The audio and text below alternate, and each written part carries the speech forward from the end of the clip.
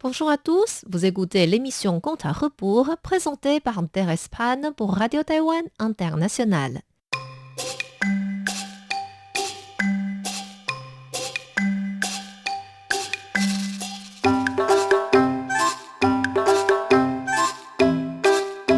La semaine dernière, nous avons raconté comment Bao Gong avait aidé l'empereur à résoudre le problème d'un fantôme s'appelant Kou Zhu dans le palais et par conséquent reprit son poste gouvernemental et devint en plus le gouverneur de la capitale. Aujourd'hui, retournons 20 ans en arrière pour savoir ce qui s'était passé au palais. C'était à l'époque du père de l'empereur, dont l'appellation impériale était Song Zhenzong. C'était une période paisible et riche de la dynastie des Song. Un jour, un astrologue lui fit le rapport. « Majesté, j'ai observé le ciel et vu que le placement des étoiles n'est pas favorable pour le futur empereur. Je vous prie de bien faire attention. » L'empereur répondit en souriant. Pas d'inquiétude, je n'ai pas encore de fils pour subir cette mauvaise influence. Mais une fois que l'astrologue fut parti, Song Zhenzong se dit « L'impératrice est décédée sans me laisser de fils, mais mes 2 concubines sont toutes les 2 enceintes. Si cela se trouve que le malheur pourrait tomber sur elles ?» Inquiet, Song Zhenzong profita de l'occasion d'un festin où ses 2 concubines étaient présentes pour leur dire « L'astrologue m'a prévu du danger potentiel pour vos bébés. Pour les protéger, je vous offre chacune un tissu d'emmaillotage au motif de dragon pour emballer le nouveau-né. Et vous, je vous donne chacune une balle en or que je porte depuis mon enfance. Il faut que vous la gardiez toujours sur vous. » Ensuite, il ordonna à son servant, l'eunuque Chen Ling, de s'occuper de la gravure sur les balles en or. En attendant, il buvait et appréciait le paysage avec ses concubines. Quand Chen Ling revint, l'empereur vit que sur l'une balle était gravée « Concubine Li du palais de Jade » et sur l'autre « Concubine Liu du palais doré ». Les gravures étaient tellement belles et fines que l'empereur était ravi. Il but encore plusieurs coupes pour fêter ce phénomène et à la fin du repas, sous l'ivresse, il dit « Celle parmi vous 2 qui donnera naissance à un fils en premier sera nommée impératrice. » Si l'empereur avait su les choses qui allaient se passer à cause de cette parole, il ne l'aurait jamais prononcée. En réalité, la concubine Liu était de nature jalouse et avait très peur que la concubine Li donne naissance à un garçon avant elle et obtienne la place d'impératrice. Ainsi, une fois retournée dans son palais doré, elle discuta avec l'eunuque Guo Huai, qui était le responsable de son palais pour trouver un moyen afin d'encadrer la concubine Li. À côté, la servante de la concubine Liu entendit tout cela. C'était justement Kou Zhu devenu fantôme dans notre histoire de la semaine dernière. Même si elle était une personne confiante de la concubine Liu, elle restait droite et loyale. Elle garda ce secret dans son cœur et était vigilante pour le développement de cette affaire. Le temps passait vite. 6 mois plus tard, l'empereur alla voir la concubine Li un jour. Pendant leur discussion, il se rappela que c'était l'anniversaire de son 8e frère le lendemain. Il demanda donc à l'eunuque Chen Ling d'aller cueillir des fruits dans le jardin impérial pour offrir à son frère.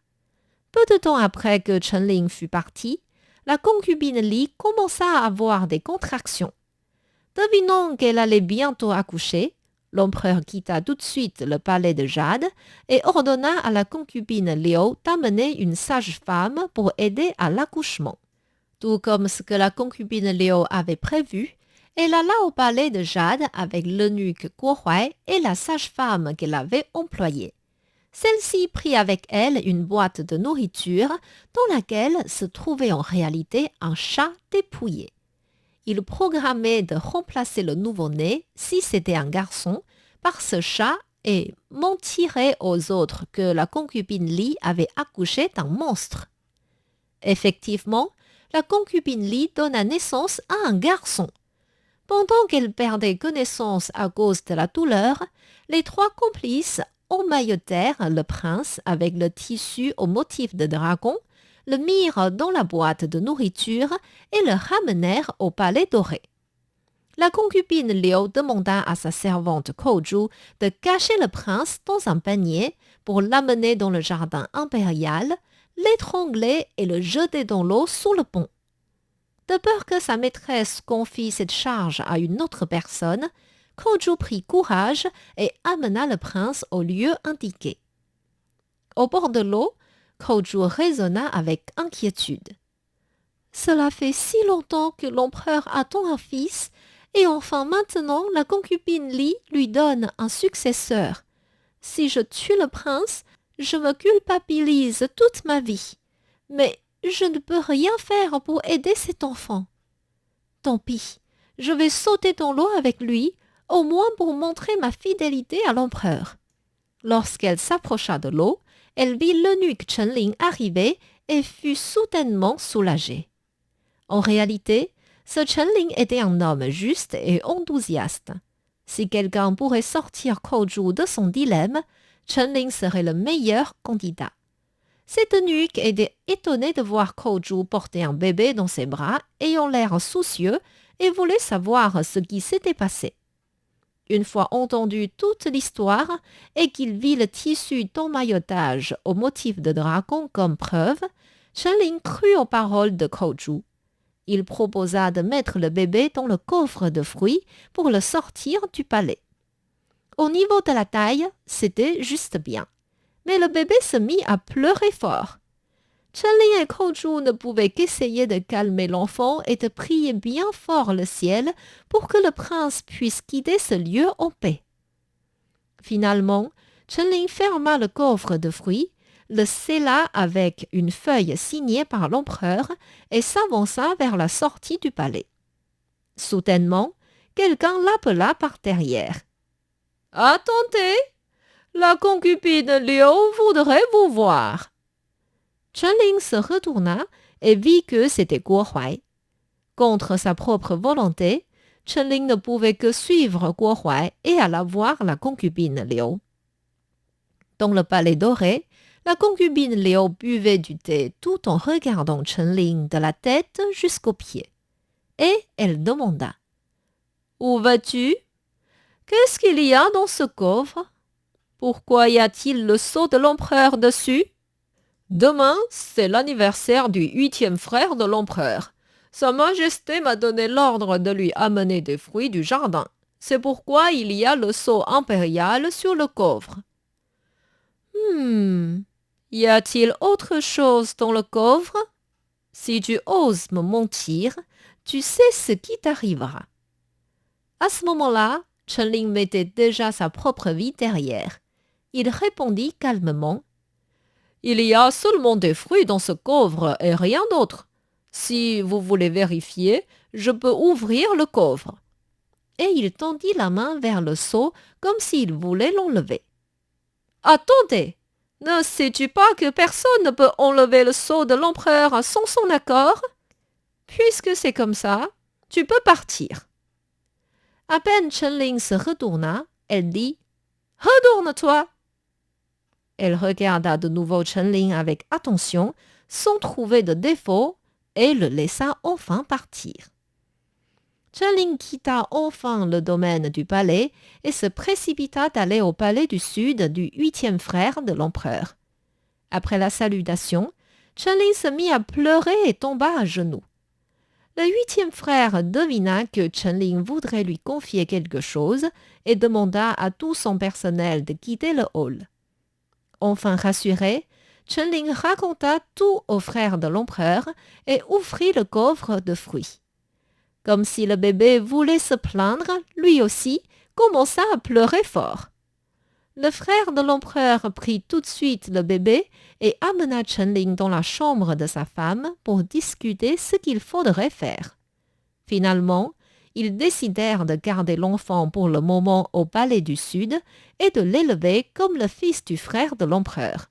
Quand la situation du palais impérial serait calmée, ils trouveraient une occasion pour ramener le prince. Ainsi, Chen Ling le remercia et retourna au palais. Pendant ce temps-là, la concubine Liu fit un rapport à l'empereur en disant que la concubine Li avait accouché d'un monstre. Farouche, l'empereur ordonna de mettre la concubine Li au palais froid et de donner le titre de concubine du palais de Jade à la concubine Liu.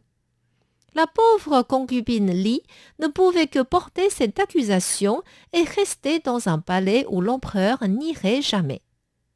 Quant à la concubine Liu, elle donna naissance aussi à un garçon plus tard et fut nommée impératrice. Ravie, elle traita Guo Huai comme son premier ministre à elle, demanda à la sage-femme d'être la responsable de son jardin et Kou Zhu la gouvernante du palais. Jusque-là, tout allait très bien. Alors, comment se fait-il que Kou Zhu soit morte d'une injustice et comment le prince persécuté deviendra-t-il empereur? Je vous invite à suivre notre émission la semaine prochaine pour la suite de l'histoire.